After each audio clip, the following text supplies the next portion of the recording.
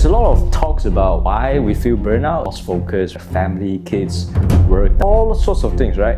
Fundamentally, I found that the biggest reason for burnout is in today's video, I'm gonna show you exactly how to get out of burnout state. The state of mind, we feel low energy. We have a long list of things that we want to do, but we just don't have the energy, the spark of life to go and do it, right? Especially if you are a founder, an entrepreneur, you have huge dreams, you have huge ambition in life. The question is, how? How do we get out of it, right? And I guarantee you, if you watched until the end of the video, you're gonna feel much better, right? So very recently, I was talking to a young entrepreneur. He asked me this question. He asked me, Jake, we are Forbes 30 under 30, you're running a $25 million business. Have you ever felt burnout before? I thought about it for a minute and I was like, you know what? I actually have never felt burnout in the first 5 years of me building the company. Until this happened, misalignment. So it's very important to first understand what created burnout, what caused it, why, right? The question is why, before we talk about the how, which I'm going to talk about in a minute. But let's start with why. I found that the biggest reason for burnout is this, is alignment. Is that we no longer felt aligned to especially two things, right? Your values and your identity. So very simply put, the work that we do, right, it has to be in alignment with our values, number one, and second of all, our identity. Now, let's do a quick exercise, right? What do I mean by values? Now, there are a lot of different values. You may say that I want speed, right? I want to work in an environment where speed is everything, right? I want to move fast, I want to make things happen. Or you may say that my value is innovation, right? I want to be in an environment where things are constantly happening. There are a lot of new things happening. We're not doing the old trick over and over again, innovation. It could be honesty, right? Maybe honesty is one of your value, something that is important to you, right? So I want you to take a minute to think about what values are important for you when it comes down to work, right? Take your time and think about 5. So I'll give you my example, right? My values for work is number 1, speed, right? Speed is absolutely critical for me. I can't work in an environment where everything is slow, everything is, you gotta wait for approval, I gotta talk to my manager, No, I would literally die in that environment. Number 2 is innovation, right? Innovation is very, very important for me because, I like to create things that are new, something that the world hasn't seen before. So innovation is absolutely important for me, right? And number 3 is freedom, right? Freedom is absolutely key for me. And number 4 will be ambitious. So ambitious is again absolutely important for me because I want to do something that is extremely challenging, extremely hard. Number 5 is growth. I want to be in an environment where I'm constantly growing, I'm constantly pushed outside of my comfort zone, right? I'm constantly being challenged, I'm constantly learning and growing and trying out new different things. So growth is very important for me. Now, once you have taken the time to list down the 5 key values for you, this is the part where it gets very interesting. I want you to rate from 1 to 7, right? And the question is, are your values being met? So 1 being like, completely, I don't find it at all whatsoever. And 7 being like, fuck yeah, I'm like 100% into it, right? So again, take your time to basically rank. So give each one a score of 1 to 7, right? So I'll give you an example. Speed, I'm like 100%, right? The way that I'm running my 3 other businesses right now, speed is absolutely there, right? We say we want to do something, boom, we get it done within 24 hours. So speed is definitely there for me. That's why I'm happy. So innovation is, yeah, absolutely. We're building AI agents. We are creating new brands, 3, 4, 5 brands. So innovation, I give it a 7. Growth, 7 again. I'm constantly learning. I'm constantly challenging myself and my team to, basically saying, how can we do better, right? What can we learn today? So you see, right? When you have 7 across all of your core values, you have no fucking burnout problem. I can guarantee you that, right? So now the question is, what is your score, right? And so let's say if one of the core value, right, is only 1, or let's say it's only 2 or 3 or whatever it is, anything that is below 5, you gotta really think about it, right? The reason you are not happy is because of that, right? Because somewhere, somehow, one of your core values are not being met. It's actually as simple as that, right? So you are in really, really big trouble if more than 3 is what we call misaligned, right? You gave it a really relatively low score, and then that's where the problem is. And so be honest with yourself, give yourself an honest score. And next thing to ask yourself really is, well, can I change it? Do I have the power to change it? By the way, this can be applied to not just work sense. It can be applied to every aspect of your life, right? It can be relationship, work, lifestyle, whatever it is. Can be anything, right? And we gotta constantly check in with our values. I do this every end of the month. Once you identify which values are being met and which are not, the second thing you have to do, very simple, to say, look, okay, let's say for example, my freedom is only, I only give it a 3, right? Let's just say that you feel like you don't have too much freedom in your work, right? So then the next question is, well, what are you going to do about it?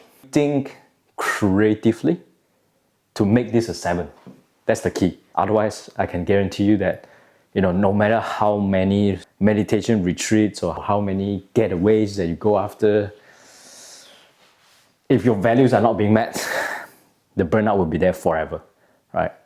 Unless and until you get it sorted, it's gonna be there. So I encourage you to have the courage to look into this honestly and be like, okay, you know what? One of my values are not being met.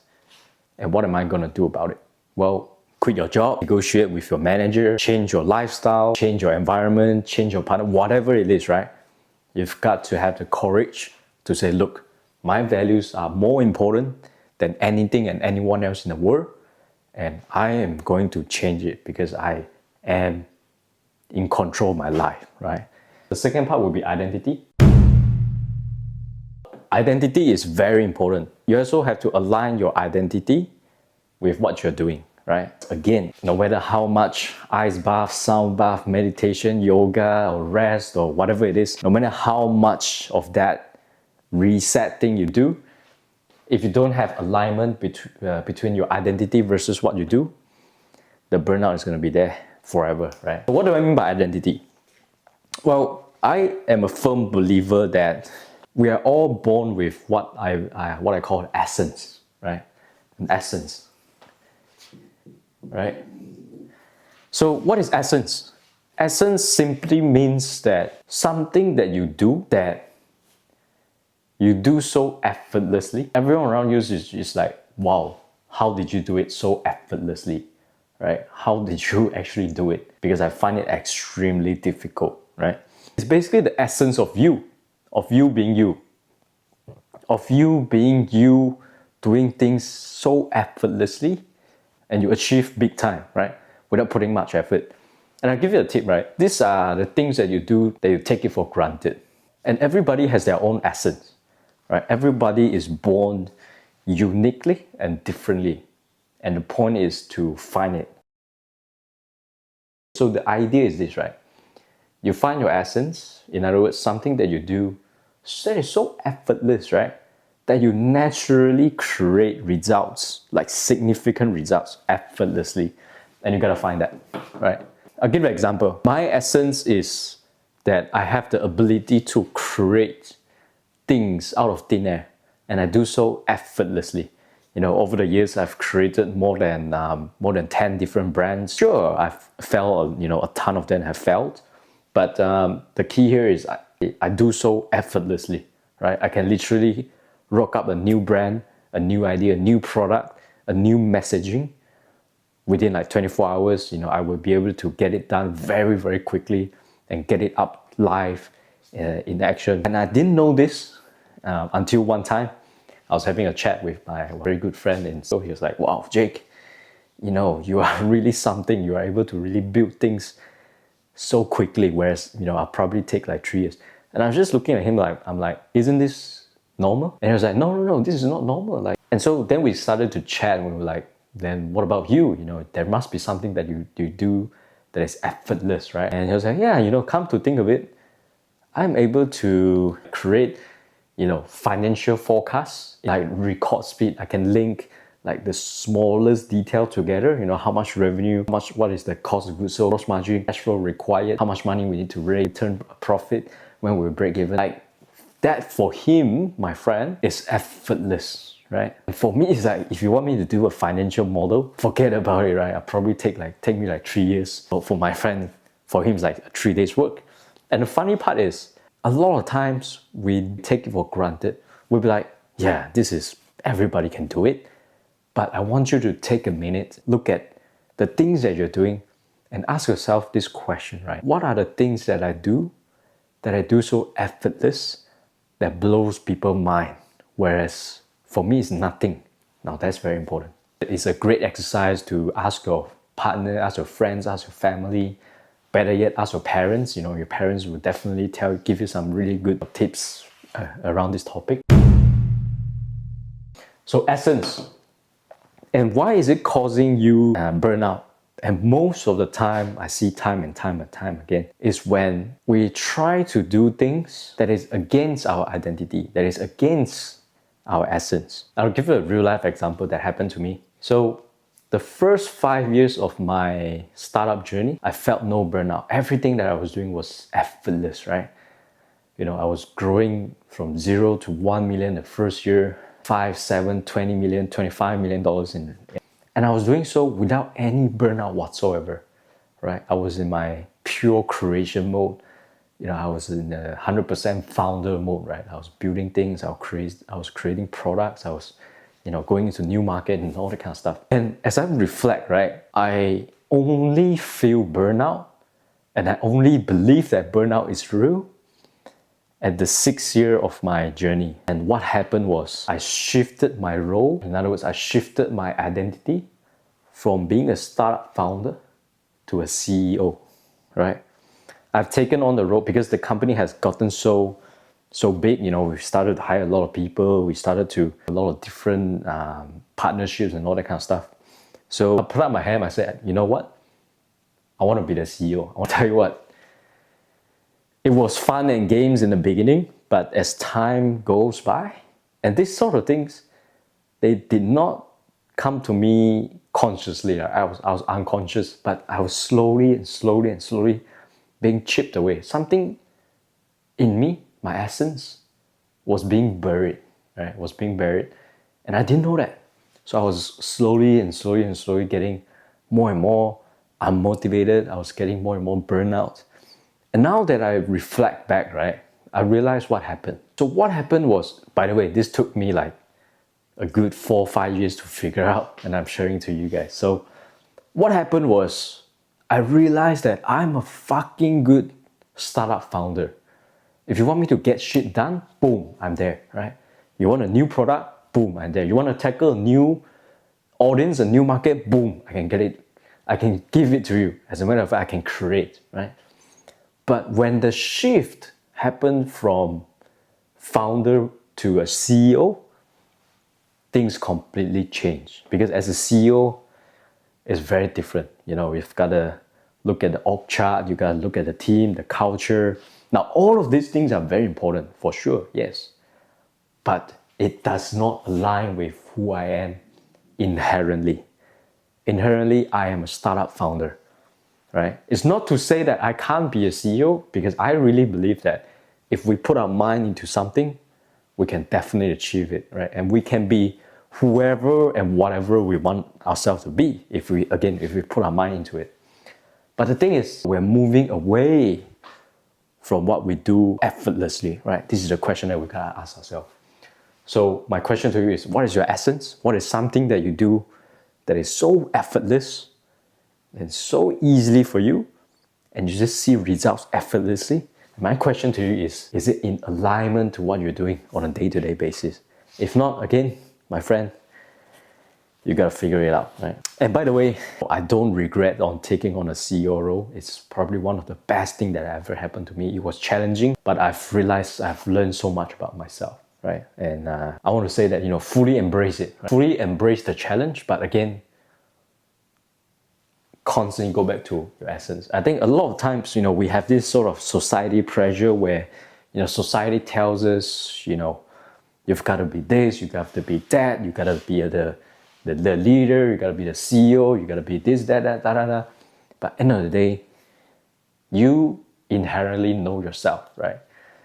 You inherently know what you're supposed to do. You inherently know what you are good at. You inherently know what it is that you do that is effortless.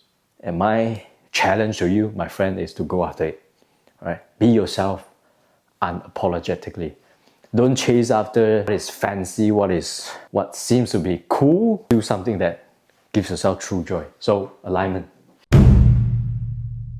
And I like this quote very much. It says, if you don't like what you're seeing in the mirror, don't change the mirror, right? Don't go and break the mirror. Change yourself, stand in front of the mirror, and look at the mirror again, right? So this is basically what it is, right? If you don't like what you're doing now, change how you show up, right? Change who you want to work with, what you want to work on, what projects you want to work on, where you want to be, right? Change yourself. So, and it starts with values and identity. So now, once you know what is your values and what is your identity, the question that is next is how? How do you actually get out of it? Get out of the burnout mode. So I've listed down 6 here. The first one is you've got to embrace what we call a creator mindset. So what is a creator mindset? A lot of times we fall into a victim mode, right? You can look it up, it's called DDT, Dreaded Drama Triangle, right? And it basically said that there are 3 roles that we play constantly, right? At the lowest here, we've got a role called victim, right? And over here, we've got a role which is called hero. And over here, we've got a role called prosecutor, right? And over here, we've got creator. So at the lowest here, victim mindset is very scary. It's a mindset where you think that everything happens to you. You are so poor, you can't do it. I'm unlucky. Da da da. This is victim mindset, right? This is absolutely horrible, right? You don't want to be here, right? What you want to be is up here, the creator mode.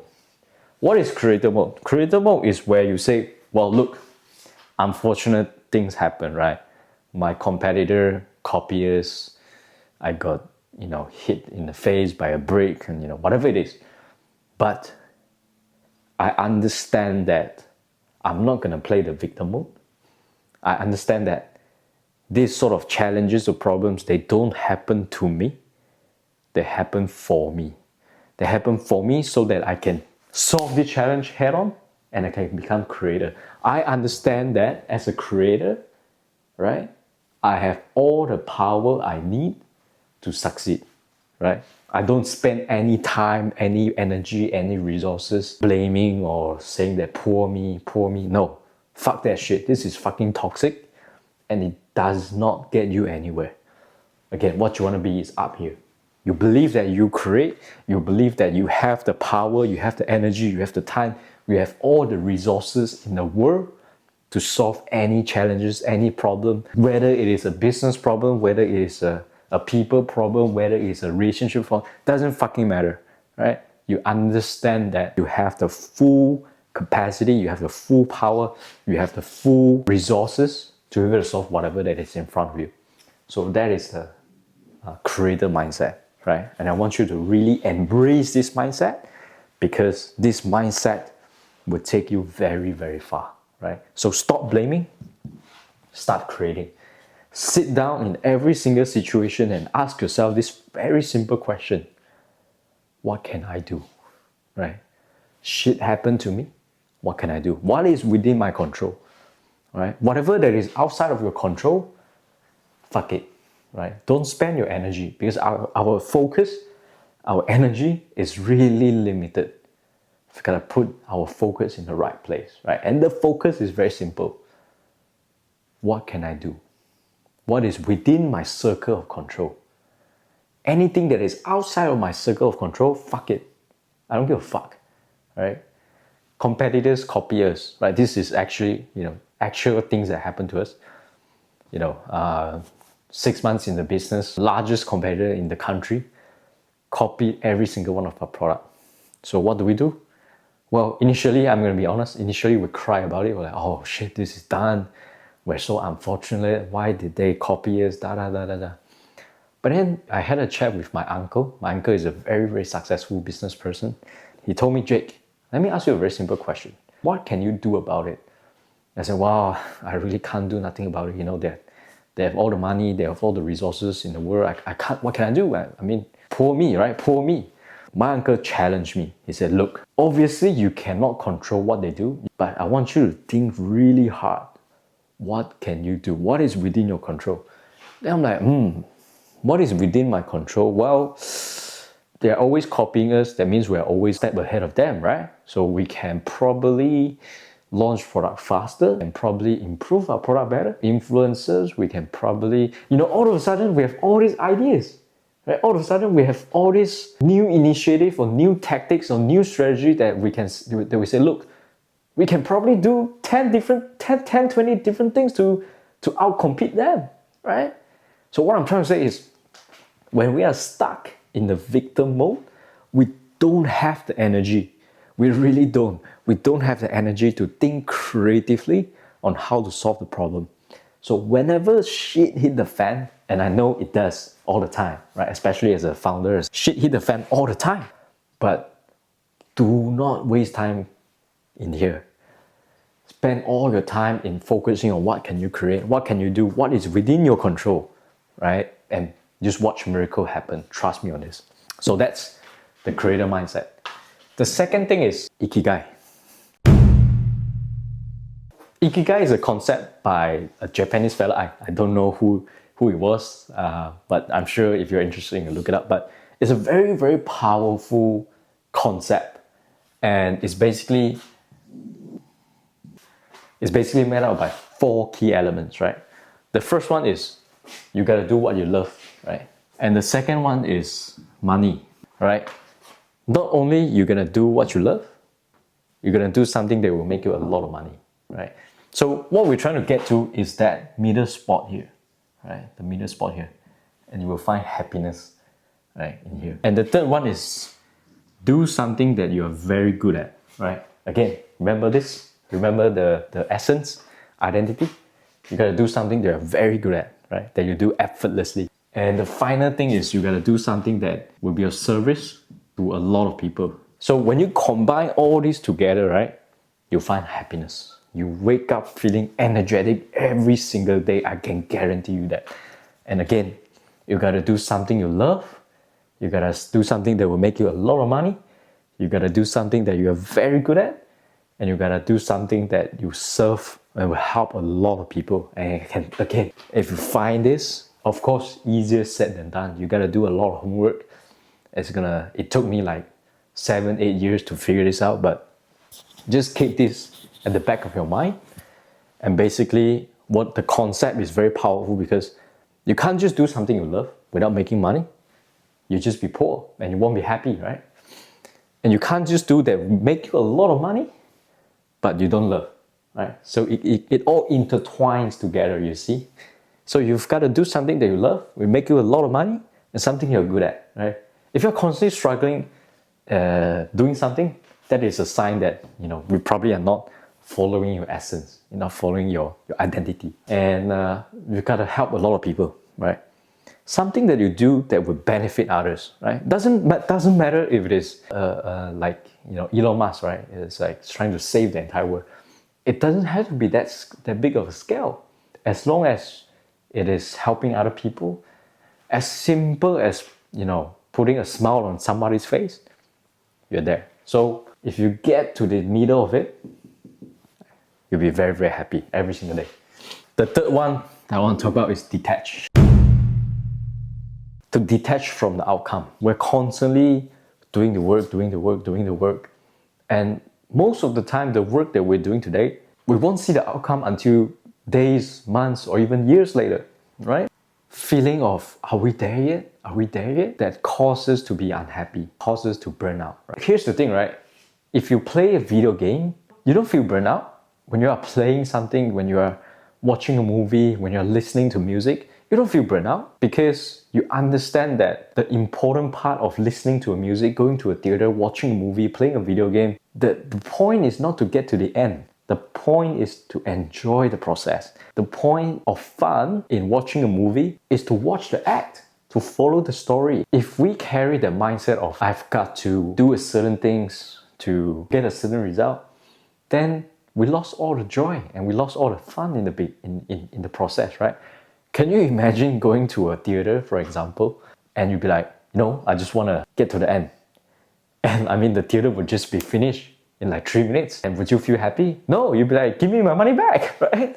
So detach from the outcome. Truly love every single process of it, even though it is difficult, especially when it is difficult, right? Because when it is difficult, you tell yourself, okay, you know what?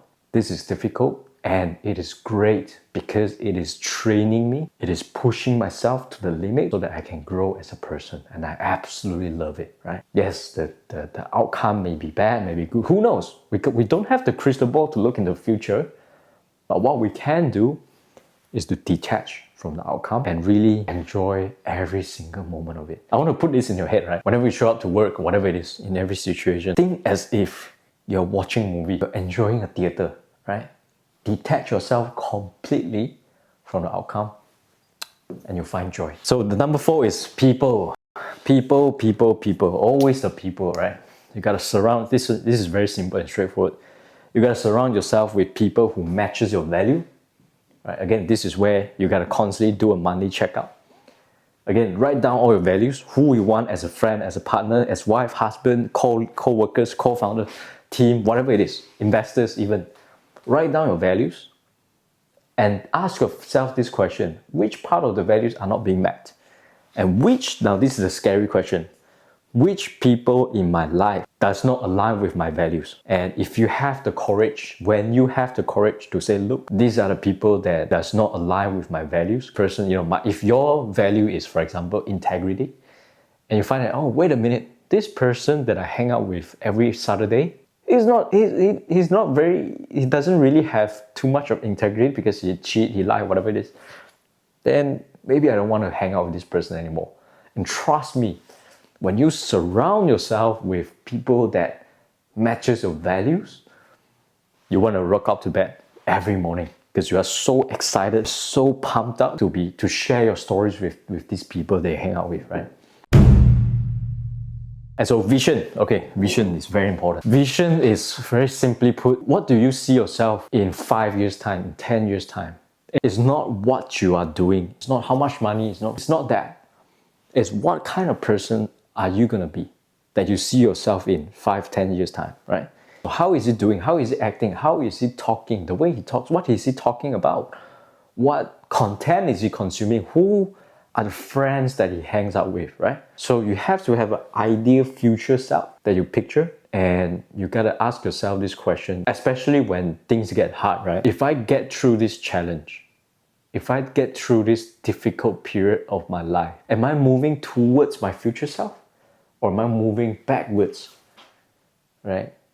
And you gotta always constantly think about that, because here's the trick, here's the secret, and here's the powerful thing, right? Is that when you think about your future self, all of a sudden, the problems today, the challenges today, will seem to be very, very small, very, very tiny, right? Yet, it becomes very meaningful to solve, right? Because you know that when you get through this challenge, you are now one step ahead of becoming your future self, the ideal self, right? When you come back to today, whatever the problem that you have right now becomes extremely meaningful because you know that you're working towards it, right? And also at the same time, it becomes very small because you know that your future self will solve this challenge in a heartbeat, right? Again, I'm not saying that it's going to be easy, but if you challenge yourself, if you think in your future self way, then again, whatever challenge you have will be very easy to solve and very, very meaningful. So what is your vision? What is your future self? And number 6, most importantly, take action. Take action. Always take action.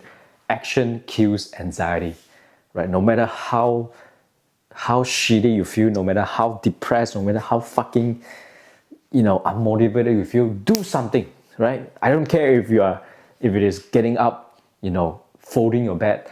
I don't care if it is washing your clothes, doing the laundry, cook a nice meal for yourself, go out for a run. I don't care. Take action. Action kills anxiety. If you don't remember anything that I say, remember this. Action kills anxiety. So always be moving, always in motion, always moving, always doing something, always taking action, and you find that anxiety has no room to attack you, to consume you when you're constantly moving, constantly taking action. So yeah, that's the lesson for today, and I hope that you enjoy it. See you in the next one. Bye.